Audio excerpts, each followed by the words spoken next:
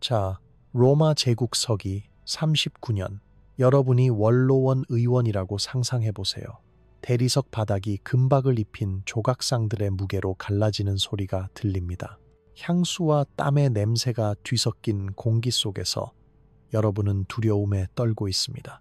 왜냐하면 23세의 황제 칼리굴라가 에마 인키타투스를 쓰다듬으며 오늘 누가 살고 누가 죽을지를 결정하고 있기 때문입니다. 그런데 이 이야기가 단순히 권력에 미친 폭군의 이야기라고 생각하신다면 여러분은 크나큰 착각을 하고 계신 겁니다. 오늘 제가 들려드릴 이야기는 인류 역사상 가장 변태적이고 충격적인 성적 의식들에 관한 것입니다. 권력이 어떻게 한 인간의 성적 욕망을 완전히 비틀어 놓을 수 있는지, 그리고 그것이 어떻게 로마 제국 전체를 공포와 굴욕의 도가니로 만들었는지 말이죠.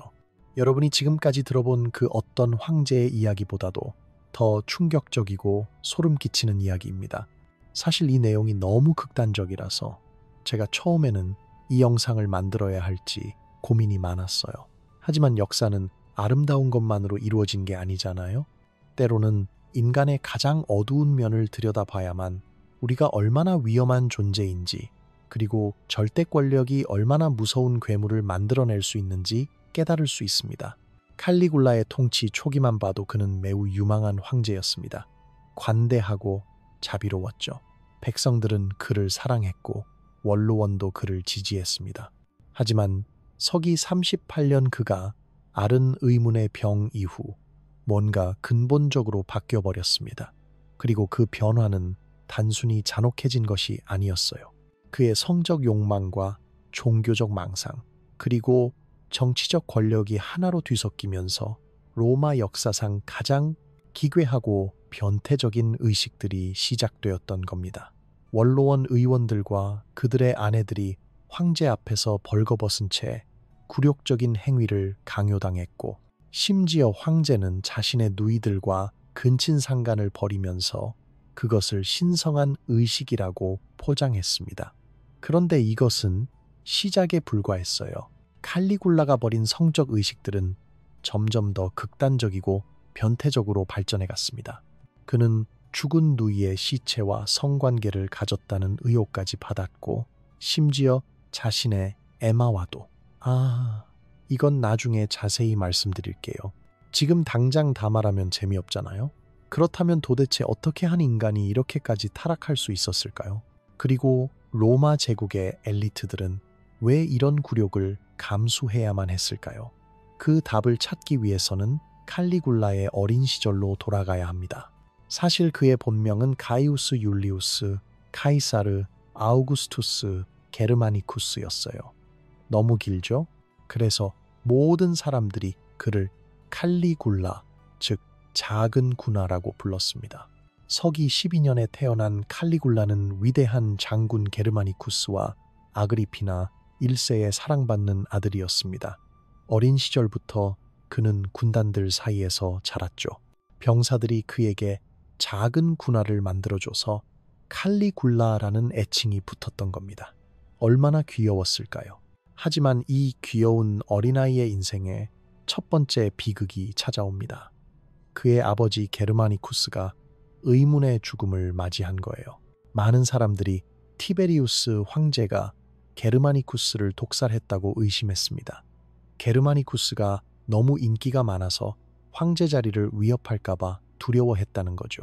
그리고 칼리굴라의 어머니 아그리피나도 결국 유배형을 받게 됩니다.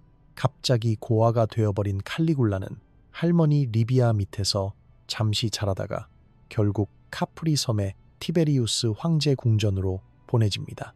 그런데 여기서 문제가 생겨요. 카프리 섬의 티베리우스는 이미 완전히 타락한 상태였거든요. 소년들을 성적으로 학대하고 온갖 변태적인 행위들을 일삼았습니다. 어린 칼리굴라는 이 모든 것을 목격해야만 했어요. 더 끔찍한 건 그 자신도 티베리우스의 성적 장난감이 되었을 가능성이 높다는 겁니다. 역사학자들은 이 시기가 칼리굴라의 정신에 돌이킬 수 없는 상처를 남겼다고 봅니다. 그러나 서기 37년 티베리우스가 죽고 칼리굴라가 황제가 되었을 때 모든 로마인들은 환호했습니다. 그는 관대했어요. 정치적 망명자들을 복권시켰고 검투사 경기와 각종 공연을 후원했죠. 선거제도도 부분적으로 복원했습니다. 사람들은 드디어 훌륭한 황제가 나타났다고 생각했어요. 그런데 서기 38년 말 칼리굴라에게 이상한 병이 찾아옵니다. 고열에 시달리며 며칠 동안 의식을 잃었다가 깨어난 칼리굴라는 완전히 다른 사람이 되어 있었어요. 환각을 보기 시작했고 피해 망상에 시달렸습니다. 그리고 가장 심각한 것은 자신이 신이라고 믿기 시작한 거였어요. 하지만 이것도 단순한 망상이 아니었습니다. 그의 신적 자아는 성적 욕망과 완전히 뒤엉켜 있었거든요. 칼리굴라는 로마 곳곳의 신전들에서 신들의 조각상 머리를 자신의 머리로 바꾸기 시작했습니다.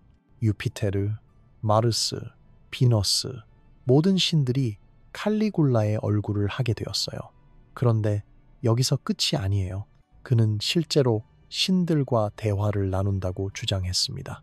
하인들이 들어보면 칼리굴라가 혼자서 양쪽 목소리를 다 내며 대화하는 소리가 들렸다고 해요.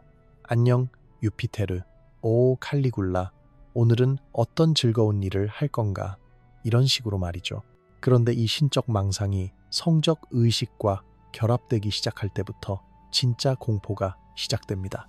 칼리굴라는 자신의 침실에 각종 신들의 제단을 설치했어요.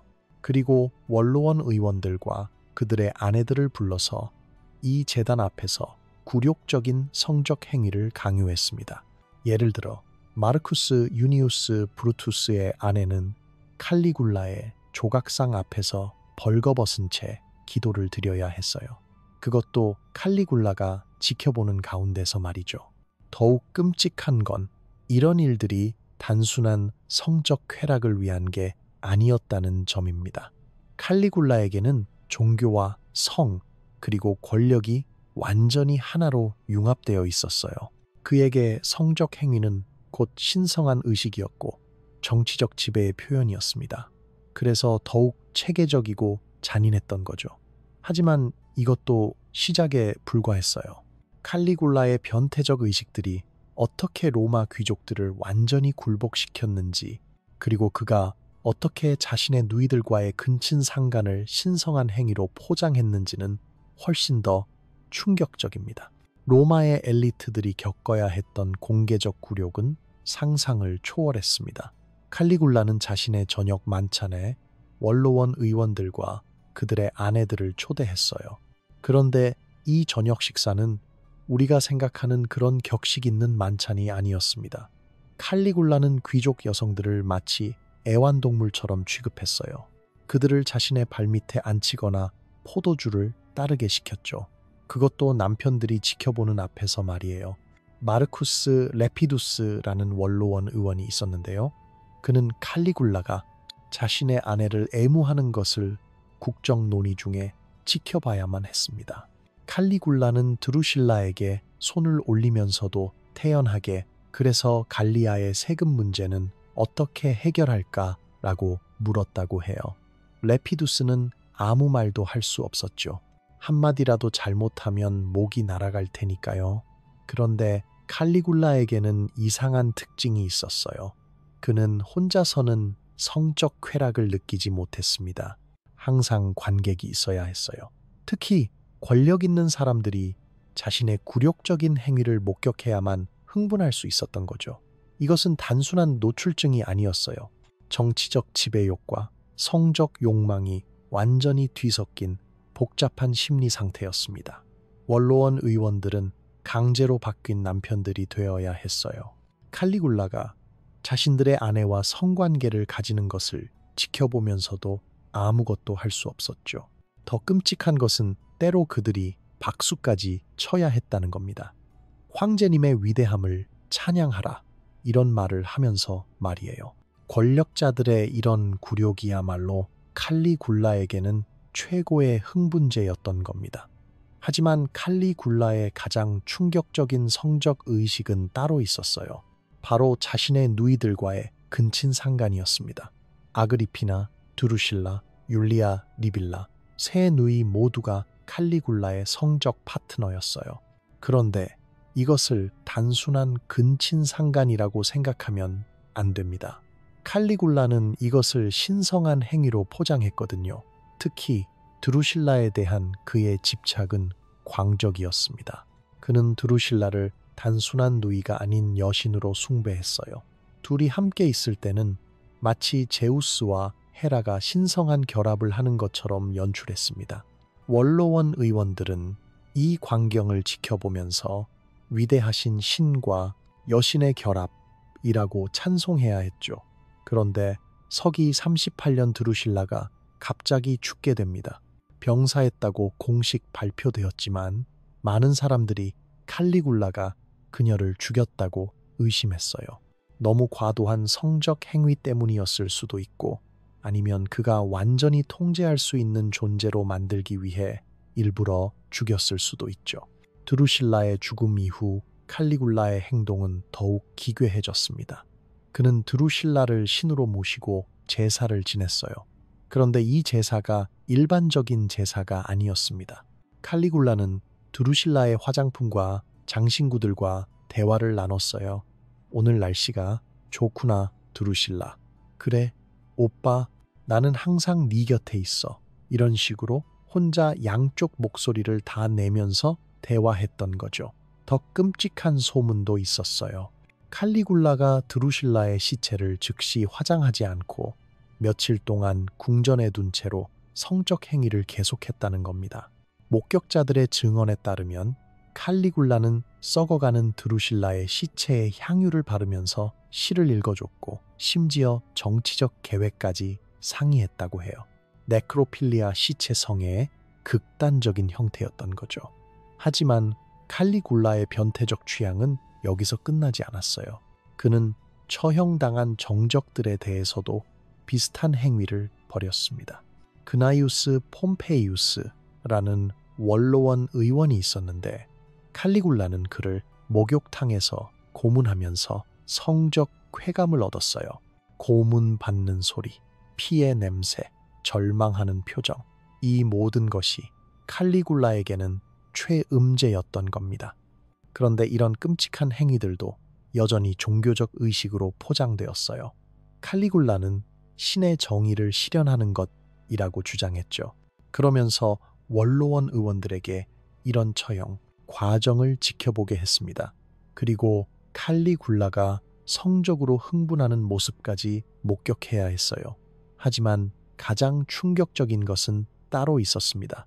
바로 칼리굴라와 그의 에마 인키타투스와의 관계였어요. 일반적으로는 칼리굴라가 말을 집정관으로 임명하려 했다는 정도로만 알려져 있지만 실제로는 훨씬 더 기괴한 일들이 벌어졌습니다. 원형 경기장에서 벌어진 칼리굴라의 성적 의식들은 또 다른 차원의 변태성을 보여줍니다. 검투사 경기는 원래 로마인들이 가장 좋아하는 오락이었죠. 하지만 칼리굴라는 이것을 자신의 개인적인 패티시로 바꿔버렸어요. 그는 경기를 관람하면서 공개적으로 자위 행위를 했습니다. 피와 죽음을 보면서 성적 쾌감을 느꼈던 거죠. 더 끔찍한 것은 칼리굴라가 귀족 여성들을 거의 벌거벗은 채로 검투사와 싸우게 했다는 겁니다. 물론 진짜 죽이라는 건 아니었어요. 하지만 여성들은 두려움에 떨며 검투사들과 대결해야 했죠. 칼리굴라는 이런 광경을 보면서 극도의 흥분 상태에 빠졌습니다. 공포, 굴욕, 폭력이 그에게는 최고의 성적 자극제였던 거예요. 그런데 이런 경기장 의식에서 빠질 수 없는 것이 바로 인키타투스였습니다. 칼리굴라는 자신의 에마를 단순한 동물로 보지 않았어요. 인키타투스는 그의 연인이자 신성한 동반자였습니다. 칼리굴라는 인키타투스와 정식으로 결혼식까지 올렸어요. 원로원 의원들이 참석한 가운데 말이죠. 결혼식 후 칼리굴라는 인키타투스와 같은 침실에서 잠을 잤습니다. 그것도 거의 매일 밤말이에요. 목격자들의 증언에 따르면 칼리굴라는 인키타투스를 애무하면서 달콤한 말들을 속삭였다고 해요. 너는 나의 유일한 진정한 사랑이야.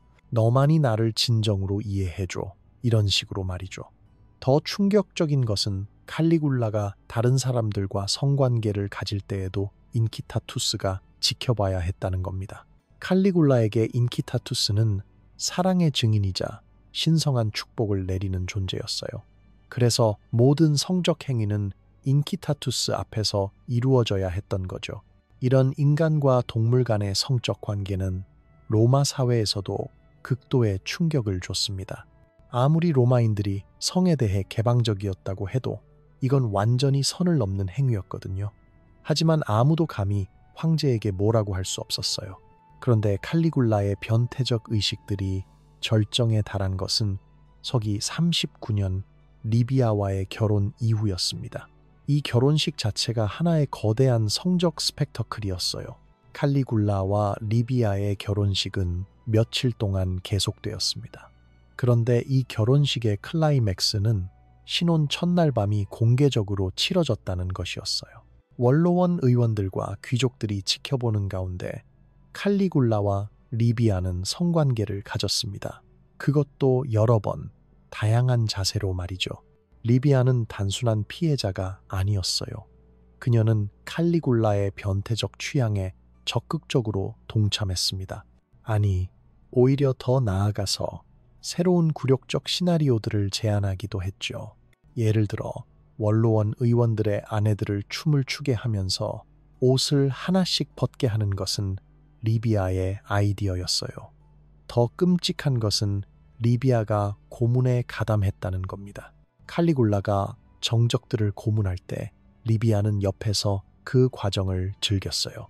때로는 직접 고문 도구를 건네주기도 했죠. 그러면서 둘은 성적으로 흥분해했습니다. 고문당하는 사람의 비명 소리가 그들에게는 최고의 음악이었던 거예요. 서기 39년 칼리굴라와 리비아 사이에 딸이 태어납니다. 율리아 드루실라라고 이름 지어진 이 아이도 칼리굴라의 변태적 의식에서 벗어날 수 없었어요. 칼리굴라는 갓난아기인 딸을 위해 특별한 제단을 만들었습니다. 그리고 이 제단 앞에서 아기를 숭배하는 의식을 벌였어요. 더 충격적인 것은 이 의식이 성적인 요소를 포함했다는 겁니다. 칼리굴라는 자신과 딸이 함께 있는 조각상을 만들었는데 이 조각상들은 명백히 성적인 암시를 담고 있었어요. 아직 갓난아기인데도 말이죠. 이것은 아동에 대한 성적 학대의 전조였을 수도 있습니다. 칼리굴라는 또한 남성 노예들과 신하들을 신의 모습으로 분장시켜서 자신의 변태적 환상의 동반자로 만들었어요. 이들은 칼리굴라의 편집증적 망상을 들어주고 그의 성적 욕구를 충족시켜주는 역할을 했습니다. 때로는 여성으로 분장해야 했고 때로는 신화 속 인물들의 역할을 연기해야 했죠. 가장 끔찍한 것은 근위대마저 이런 성적 행위를 목격해야 했다는 겁니다. 근위대는 황제를 보호하는 것이 임무였는데 그들이 보호해야 할 황제가 벌이는 행위들은 차마 눈뜨고 볼 수 없는 것들이었어요. 하지만 그들도 어쩔 수 없었죠. 보지 않으면 불충성한 것이 되고 보면 정신적 고통을 감수해야 했으니까요. 칼리굴라는 이런 식으로 주변의 모든 사람들을 자신의 변태적 욕망의 공범으로 만들었습니다. 죄책감과 수치심의 공유를 통해서 그들을 완전히 통제했던 거예요. 누구도 고발하거나 반항할 수 없게 만들었던 겁니다. 하지만 칼리굴라의 변태적 의식들은 개인적인 차원을 넘어서 로마 제국 전체의 구조를 뒤바꿔 놓기 시작했습니다. 그는 궁전의 건축까지 바꿔서 정치적 회의실과 개인적인 방탕의 공간을 구분할 수 없게 만들었어요. 칼리굴라는 팔라티노 언덕의 궁전을 대대적으로 개조했습니다. 원로원이 모이는 공간과 그의 침실, 목욕탕, 그리고 각종 변태적 의식이 벌어지는 공간들을 모두 연결했어요. 원로원 의원들은 회의에 참석하러 왔다가 언제든지 굴욕적인 성적 행위를 강요받을 수 있었습니다. 오늘은 세금 문제를 논의할까? 아니면 내 아내의 옷을 벗길까? 이런 식으로 정치와 성이 완전히 뒤섞여 있었던 거죠. 더욱 체계적인 것은 칼리굴라가 연극까지 도입했다는 것입니다. 그는 원로원 의원들과 그들의 아내들에게 각본이 있는 성적 연극을 연기하게 했어요.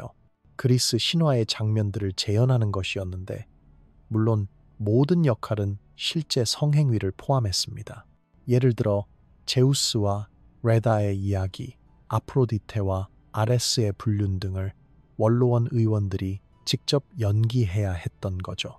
가장 끔찍했던 것은 이런 연극이 종교 축제 기간에 공개적으로 공연되었다는 겁니다. 로마 시민들이 지켜보는 가운데 최고 권력자들이 벌거벗은 채 성적 행위를 연기했어요. 칼리굴라는 이것을 신들의 신성한 이야기를 재현하는 것이라고 정당화했습니다. 하지만 실제로는 권력층을 완전히 굴복시키고 모욕하는 수단이었죠. 이런 공개적 굴욕은 로마의 경제에도 심각한 타격을 입혔습니다. 귀족 가문들은 이런 굴욕적인 스펙터클을 후원해야 했거든요. 칼리굴라는 신들을 위한 헌금이라는 명목으로 천문학적인 돈을 요구했어요. 거부하면 당연히 더 심한 굴욕이 기다리고 있었죠.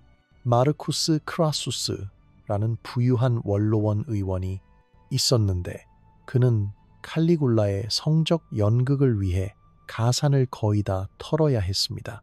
무대 장치, 의상, 향료, 음식 모든 것을 그가 부담했어요.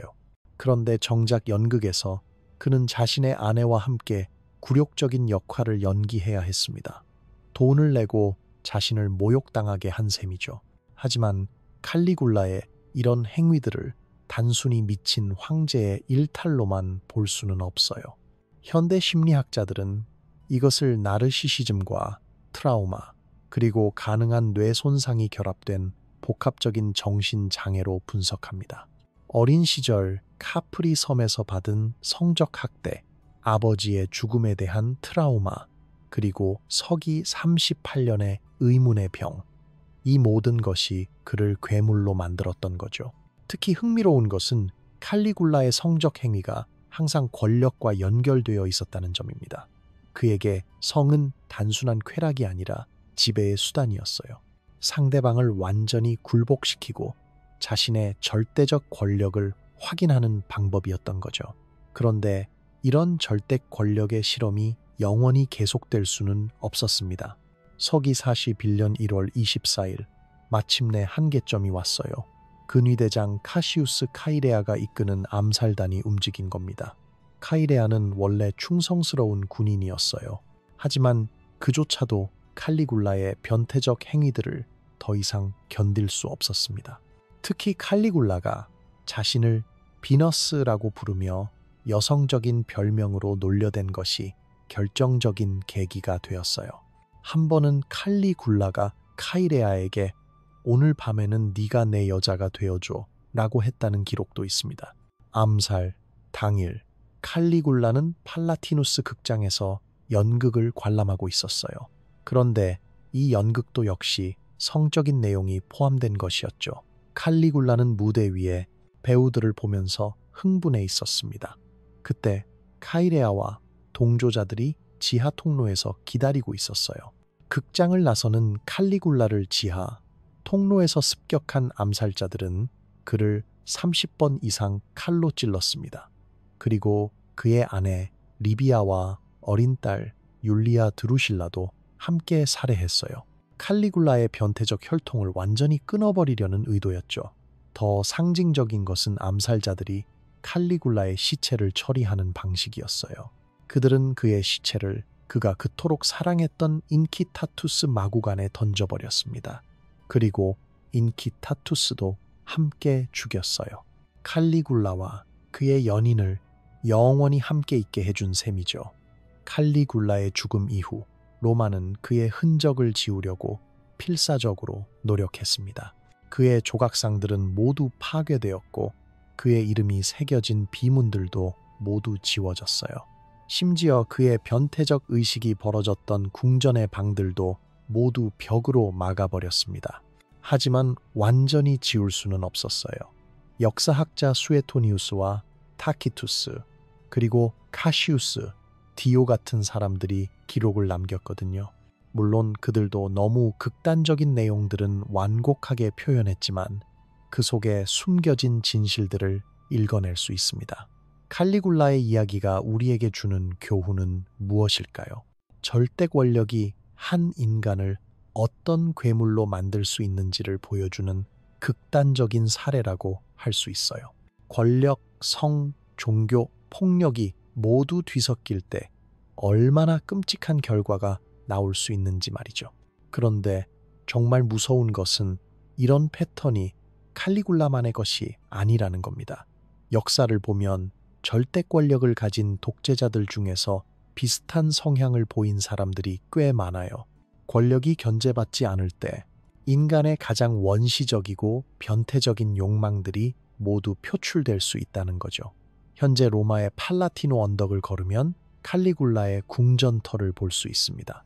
지금은 그냥 평범한 유적지처럼 보이죠. 하지만 2000년 전 그곳에서 벌어졌던 끔찍한 일들을 생각하면 소름이 끼칩니다. 절대 권력의 속삭임은 여전히 그 폐허 사이로 들려오는 것 같아요. 칼리굴라의 이야기는 끝났지만 절대 권력과 인간의 어두운 욕망이 만나는 지점에서 벌어지는 비극은 아직 끝나지 않았습니다. 역사는 계속 반복되고 있으니까요. 우리가 이런 이야기를 기억해야 하는 이유가 바로 여기에 있습니다. 같은 실수를 반복하지 않기 위해서 말이에요. 여러분, 오늘 이야기가 어떠셨나요? 충격적이면서도 생각할 거리가 많은 내용이었을 것 같은데요. 만약 이런 어두운 역사 이야기가 흥미로우셨다면 좋아요 버튼을 눌러주시고 구독도 부탁드려요. 그리고 댓글로 여러분이 어디서 이 이야기를 듣고 계시는지 그리고 어떤 생각이 드시는지 알려주세요. 더 많은 역사 속 충격적인 이야기들이 듣고 싶으시다면 채널 멤버십에 가입해보세요. 멤버십에 가입하시면 새로운 영상을 먼저 볼 수 있고 더 자세한 뒷이야기들도 들으실 수 있어요. 그리고 여러분의 후원은 더 좋은 컨텐츠를 만드는데 큰 도움이 됩니다. 다음에는 또 어떤 충격적인 역사 이야기로 찾아뵐까요? 기대해 주세요. 오늘도 시청해 주셔서 감사합니다.